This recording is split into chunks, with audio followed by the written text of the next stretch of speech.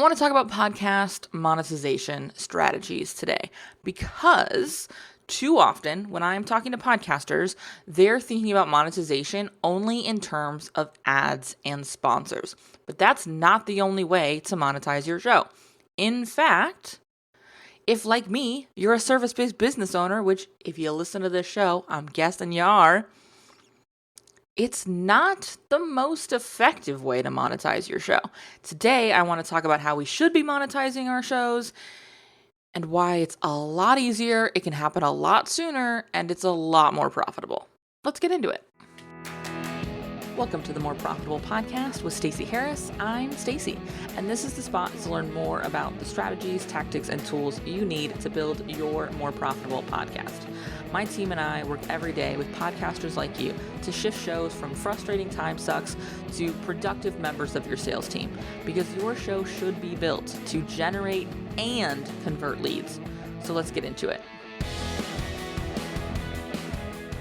This is going to be a good one. I'm going to do my very best not to get ranty, but I'm just going to put this warning on here right now. The soapbox is literally right next to me, so it might come out.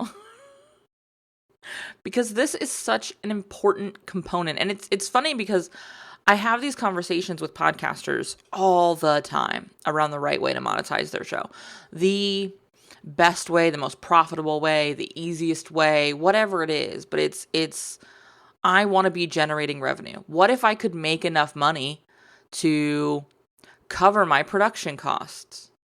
Well, if you're not using your podcast to generate revenue, you shouldn't be paying anyone production costs. But monetizing your podcast is not limited to sponsors and ads. It's not limited to bringing in someone else to sell to your audience. Why would you go find someone else to sell to your audience instead of cutting out the middleman and really stepping out of the role of the middleman and sell them your products, sell them your services? For those of us who are service-based business owners, using a podcast as a way of being visible, because that's often what I hear people talk about their podcast as. Oh, it's a visibility tool. It's how I get visible. Cool. Podcasting is not a visibility tool. It can be when used inefficiently, but it's a sales tool. The visibility is part of that sales process, but it's a sales tool.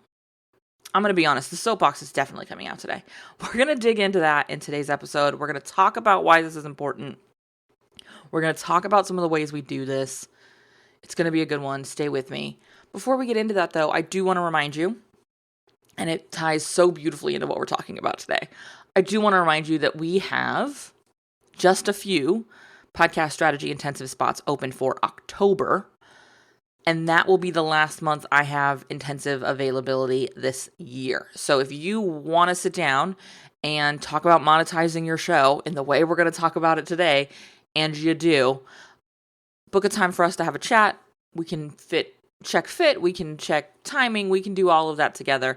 Just head over to uncommonlymore.com/intensive, book a call, let's have a conversation. If now's not the right time, we can get you pre-booked for Q1.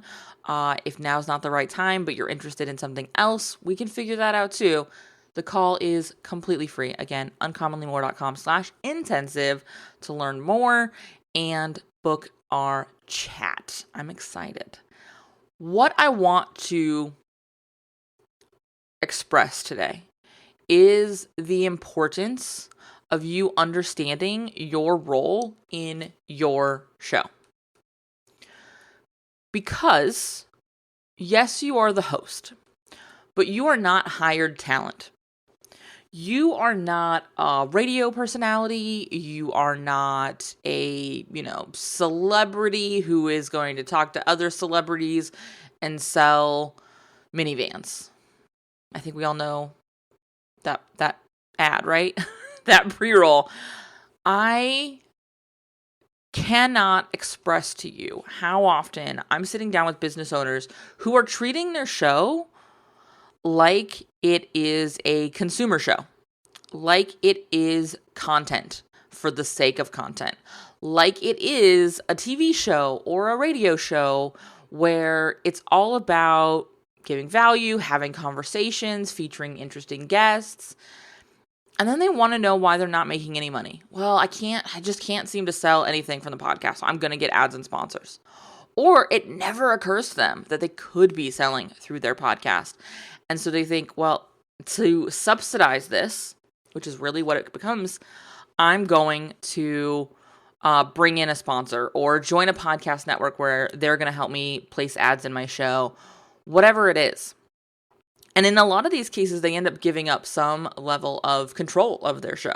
Either they're in a network where a certain minimum is required as far as ads. Often they're paying to be a part of these podcast networks, or for someone to do cold outreach for sponsors. It hurts my soul to even say it, but it's what I see every single day.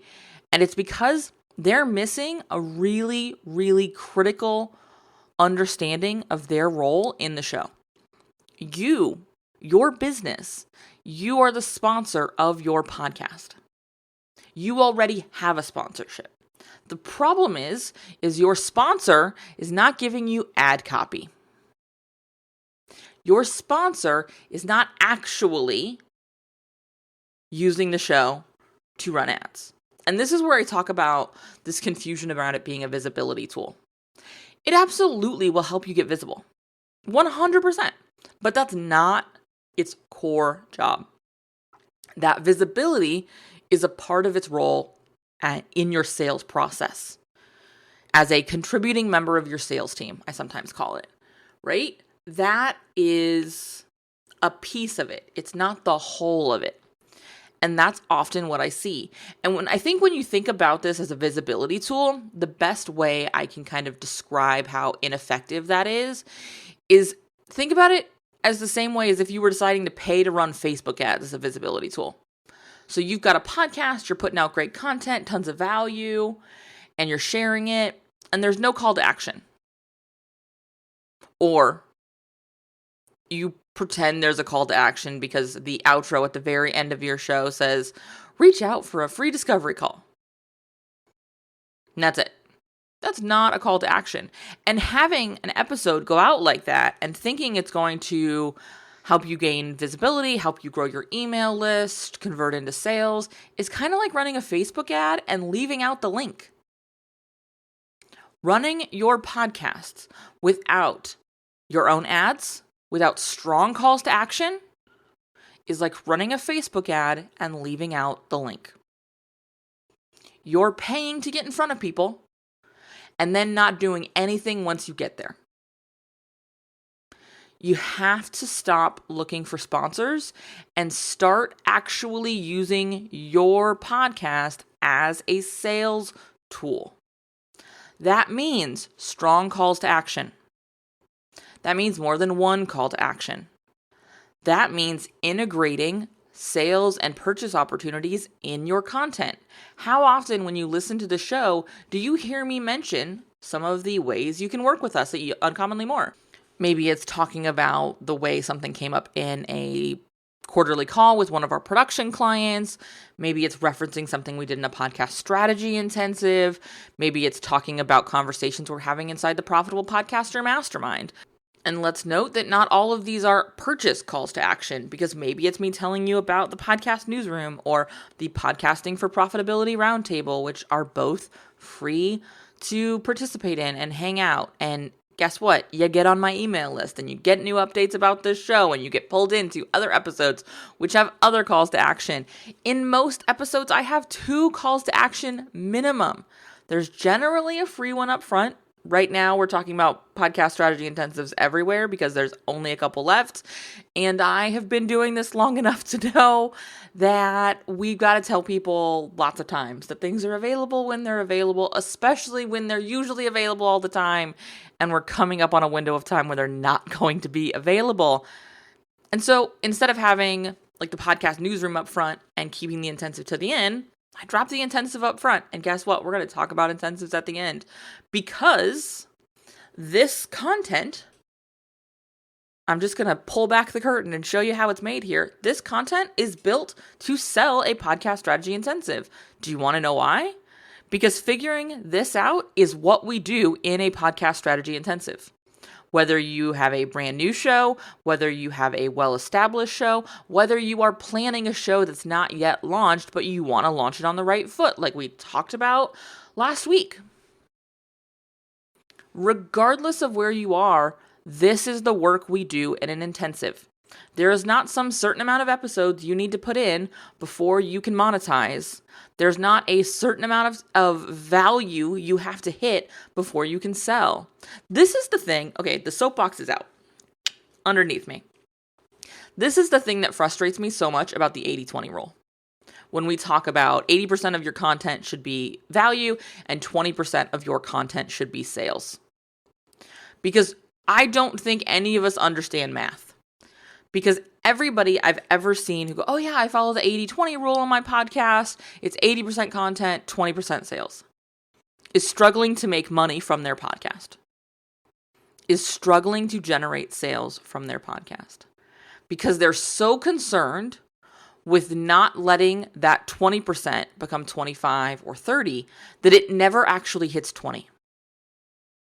It ends up being like 95-5 in the best of scenarios. Because you're so worried, you're so stuck in this possibility that you might be selling too much, that you might be selling too aggressively, that you forget to sell at all. Or you go through the motions of a call to action without any real intention, without any real understanding of how the content around that pitch impacts it. One of the things we talk a ton about in podcast strategy intensives, in our quarterly production calls with our clients, and really in our month 3 content inside the Profitable Podcaster Mastermind is how we start a strategy. The first step, one of the first set of questions I ask. What are we selling? Who are we selling it to? And how are we selling it to them? These are what I ask first. Because until we know these things, we cannot take a step back and go, cool, how do we get them there? What do they need to know before they take action on the how? Which we know because we know the what and the who. We have to know where we're going so that we're building content that drives them there. Does this mean every single listener of every single episode will immediately buy stuff? No. No. Because the data is showing that it takes more touches than ever to convert. It's no longer 7 or 14. It's like 21 or 28. We need to hear about things more times. Possibly because we're hearing about a lot of stuff all the time. Possibly because we've become more cautious about how we purchase. But for whatever reason, it is imperative that we are consistently not just talking about what we do, not just talking about our expertise, not just teaching our expertise, but telling our listener how we can help them get from where they are right now to where they want to be. And that means not just content, not just value, not just visibility, but calls to action. Sales pitches. Clear, undeniable next steps. Consistently, again and again. You will never, and I don't say never very often. If you've listened to the show for a while, you know there's not a lot I say ever, never and always to. Because there's nuance, right? Because there are shifts and preferences and all of these things. But you will never hear me run an episode of this show without a call to action to something paid. Ever. Because this show, the time I put into the show, the money I put into this show, is my sponsorship of the value. And that sponsorship has to have an ROI. If it doesn't have an ROI, it's a hobby. I don't have hobbies inside of my business. I do have hobbies that I have to work very hard not to turn into businesses, but I think that's just our curse. Side note. But I don't have hobby. I don't do anything in this business that's not necessary to run this business. You want to know why? It's because I have enough things to do that are necessary. Why would I spin my wheels and waste my time doing things that are not going to help move you and I forward? And let me be clear, moving you and I forward does not mean you hire me tomorrow.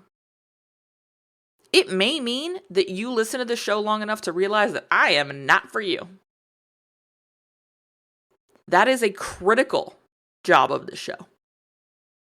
Because if you've been listening to this and you're like, well, I don't have a business, I want to build an audience and my podcast to be my business, and the thing I'm selling is the audience. Like, I'm going to sell them to sponsors. I don't want to deliver a service. I don't want to deliver a program. I don't want to deliver a course. I don't want to sell products. I just want to create content and sell, make money from the content. Cool. That's not the kind of show we produce. That's not the kind of show we talk about here. Some of the things we talk about may still be really impactful for you, but it's not our priority. It's not our specialty. It is not my focus. And so it's easy for someone then to go, cool, I need to go find something else. And guess what? There is something else. There's lots. There are a ton of shows where that's the focus, where that's who they're talking to. And this is one of the things that really hurts business owners who are looking to use a podcast to help grow their business, to help generate sales, is they get stuck in courses and program and content put out by people who are teaching the people who want to sell their audience. Not sell to their audience, but where the audience is the product. Because their customers are sponsors. Their customers are other brands and companies that want to go get in front of the audience that host has built, has cultivated, has created. And it's a different strategy. And when you focus on that, when you're building strategies for that, you're going to struggle to sell. And that's why I talk so aggressively, so emphatically, so consistently about using your podcast as a member of your sales team, as a piece of your sales strategy. I get onto sales calls. I was talking earlier about the podcast strategy intensives and these 30-minute calls. I get into those calls, and 99.999% of the time, that person's already made their decision. They know they're going to hire me. They know they're going to book this. They just have a couple of boxes they need to check as far as making sure what's in this is the right thing. They want to make sure that they've chosen the right offer. They want to make sure that they need an intensive, or that they need would the mastermind be a better fit, or should they just jump into full production so that they have support all the time? Whatever it is. But they generally already know they're going to hire us. They generally already know that they want Uncommonly More to be a part of their support team before they get on the call. This is why I can safely have 30-minute sales calls. Because I convert at a really high rate. Because our sales start here. I've already given you a ton of information. My sales calls are gut checks. That's what I call them. They're the opportunity for you to jump on the show, or jump on the phone rather, and make sure that I'm the same person on this podcast and in delivery. Because quite frankly, that's not always the case, and I get that. And that's why we still have sales calls. Because I want you to know that you and I talking is going to have the exact same energy as me talking to you right now. It's going to feel the same, sound the same. I'm going to say a lot of the same stuff, annoyingly enough. But it's going to be consistent. And so that sales call is your opportunity to confirm that. Make sure we put you in the right container for where you're at right now. and prep you for our onboarding next steps. That's the purpose of my sales calls. Not to try to talk you into buying. I've already done that. I did that with quality content that moved you through your questions, that moved you through your concerns. Because when I sit down to plan this show every quarter, I go, what am I selling? Who am I selling it to? How am I selling it? Cool. What do they need to know to make this decision? These are the episodes we run. It's really that simple. That's literally the third month of curriculum in the Profitable Podcaster Mastermind. That's literally a podcast strategy intensive. That's literally a quarterly production call with us. That's it. That's what happens. That's the secret sauce. Arguably the secret sauce is that we do it together. But that's it. That's the formula. That's the framework. There you go. Go use it. Do this. Even better, let's sit down and do it together. Let's sit down in a podcast strategy intensive in October so that you finish this year strong and start next year knowing who you're talking to and why you're talking to them, and letting them know what their next steps are to actually see results, to actually solve the pain, relieve the pain, scratch the itch, whatever cliche we want to insert there, right? I want you to shift the way you think about your podcast. I want you to shift the way you think about monetizing your show. Stop looking for sponsors. Stop looking for ads that you can run, ad networks or podcast networks with an ad component, or a salesperson on your team who is specifically focused on cold pitching brands to get ads. Stop. Stop spinning your wheels with it. Stop considering it. Stop putting it in a place of priority over using your podcast to sell to your audience. You don't need your audience to be the product. You have services and products to sell already. Sell those. It will be faster.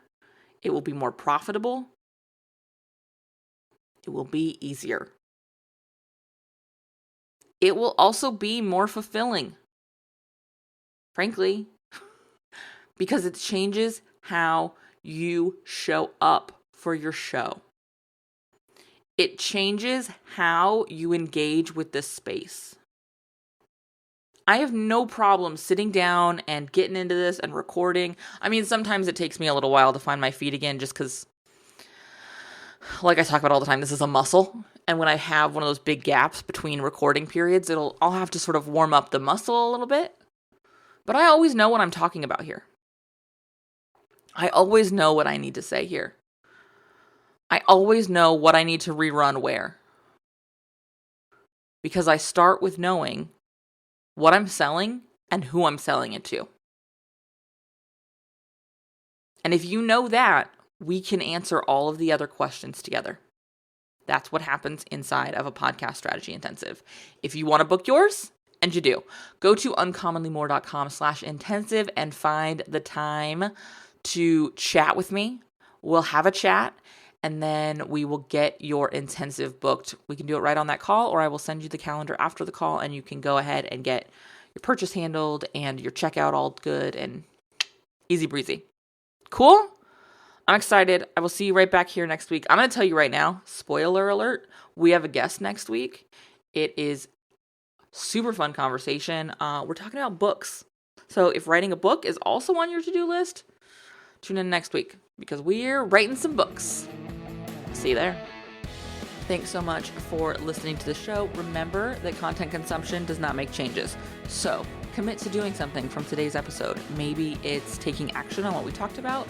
Maybe it's reaching out to me and learning more about podcast strategy intensives or what podcast production looks like with our team. All of that is over at uncommonlymore.com. And if you haven't yet signed up for the podcast newsroom, I want to remind you that is a great next step. If you're not really sure what comes next, hang out over there. get those exclusive private episodes. That's over at podcastnewsroom.com.